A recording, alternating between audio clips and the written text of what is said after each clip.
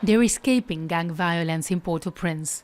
Over 500 people are seeking refuge in this sports stadium under the protection of the Red Cross. Among the displaced are almost 100 children and pregnant women. But it's not just the gangs they're afraid of. In the middle of a pandemic, it's also COVID-19. We are afraid because we don't know when the virus will hit us. That's why we're asking the government to do something for us, because we've lost everything during the gang violence. For the past year and a half of the COVID-19 pandemic, the number of cases in Haiti have been considered to be low.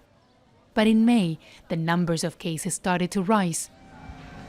Dr. Boyer Prinka, who is working at the hospital in Port-au-Prince, says she has already lost friends and relatives to COVID-19.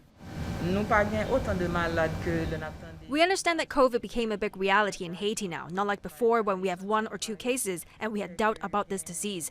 But now there are a lot of families affected by COVID, and we also hear more and more people are dying from the disease. Haiti is the poorest country in the Americas. It has only around 240 COVID-19 beds for its population of over 11 million people. The increase of COVID in Haiti is a problem. A lot of our hospitals are already occupied, and we don't have a big center for COVID that can take 200 to 300 patients at the same time.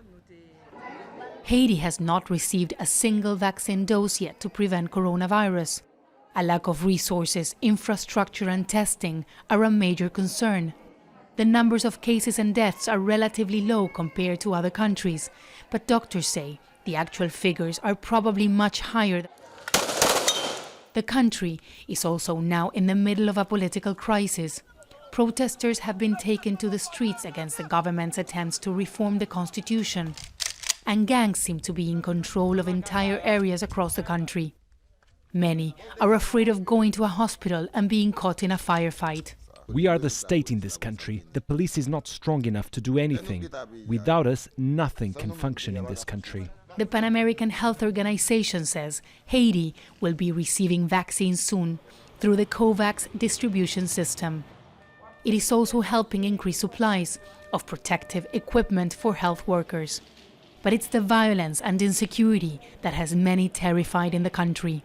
A major problem when trying to fight a deadly infectious disease. Teresa, Al Jazeera.